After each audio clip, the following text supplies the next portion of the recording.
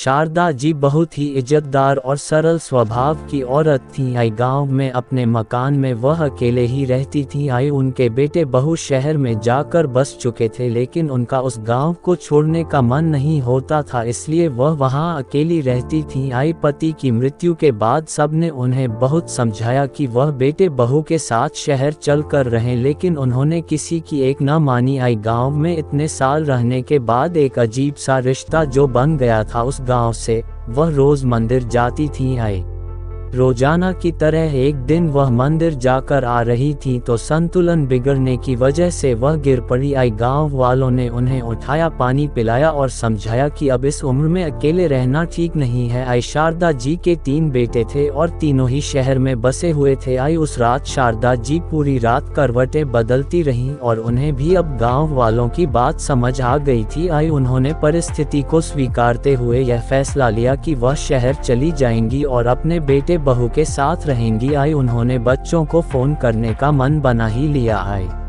शारदा जी की बड़ी बहू बहुत आज्ञाकारी थी, मंझली बहू मस्त मौला और तीसरी बहू स्वभाव से बहुत कड़वी थी। आई शारदा जी धार्मिक प्रवृत्ति की थी और कभी भी कोई तीज त्योहार आता तो पहले से ही तीनों बहुओं को बता देती थी। आई बड़ी बहू और मंझली बहू तो बहुत खुशी खुशी व्रत करती थी, लेकिन छोटी बहू कभी भी उनकी बात नहीं मानती थी और कहती कि आप मुझे फोर्स करके व्रत रखवा कर सारे त्योहार का मजा किरकिरा कर देती हो।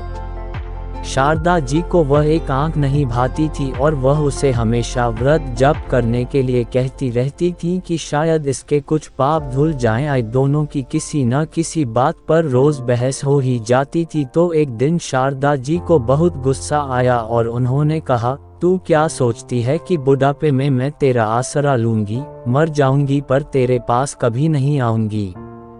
शारदा जी ने बड़ी आस के साथ सबसे पहला फोन अपनी बड़ी बहू को लगाया और बोली, मैं गिर गई हूँ और आजकल ऐसा कई बार हो गया है, तो मैं सोच रही थी कि तुम्हारे पास आ जाऊं। आई बड़ी बहू ने सुनते ही कहा, अभी नवरात्रे चल रहे हैं मंजी और मैं नवरात्रों में नंगे पांव रहती हूँ और किसी का छुआ भी नहीं खाती, तो अभी नहीं आई।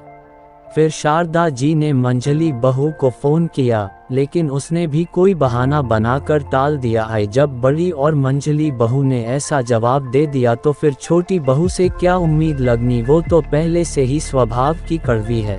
ऐसा सोच शारदा जी अपने आने वाले कठिन समय की कल्पना कर ही रही थी कि अचानक से फोन की घंटी बजी। आई फोन उठाते ही शारदा जी समझ गई कि कड़वी है। आई कड़वी ने फोन उठाते ही बोलना शुरू कर दिया, गिर गए ना? आपने तो बताया नहीं, लेकिन मैंने भी जासूस छोड़ रखे हैं। आज आपके पोते को भेज रही हूँ लेने के लिए, आ जाना, ज्यादा नखरे मत दिखाना। आई शारदा जी कड़वी की बातें सुनकर हैरान थीं और बोली, क्या तुझे मेरी कही बातें याद नहीं हैं? तू भूल गई कि मैंने तुझे कहा था कि मैं मर जाऊंगी पर तेरे पास नहीं आऊंगी? आई हाँ, सब याद है, भूलूंगी नहीं कभी आपके कहे हुए वो शब्द, लेकिन आप मुझे नहीं जानते। मैंने तभी यह व्रत लिया था कि इस बुढ़िया को मरने नहीं देना और आज से मेरा व्रत शुरू हो गया है। आई